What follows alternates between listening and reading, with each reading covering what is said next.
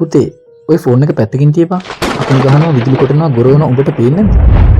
මේ විදිය වචන ඔයාලත් අම්මලා තාත්තලාගෙන් ඕන තරම් අහලා ඇති.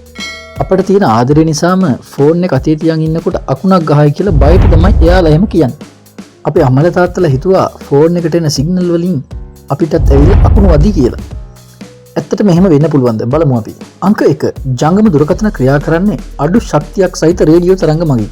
මෙම තරංග අකුණු තමා වෙත ඇද ගැනීමට තරම් ප්‍රබල නැහැ.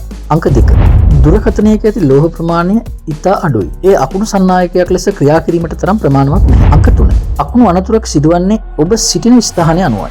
උදාහරණයක් ලෙස තැන්නක හෝ උස් ස්ථානයක තනිව සිටීමේදී ඔබ එම පරිසරයේ ඇති උසම වස්තුව බවට පත් වෙනවා නම් අතේ දුරකථනයේ තිබුණත් නැතත් අකුණු වැදීමේ අවදානමක් පවතිනවා. මෙන්න මේ කාරණා තුන ගැන විශේෂයෙන්ම සලකා බලන්න ඕන. රැහන් සහිත දුරකථන.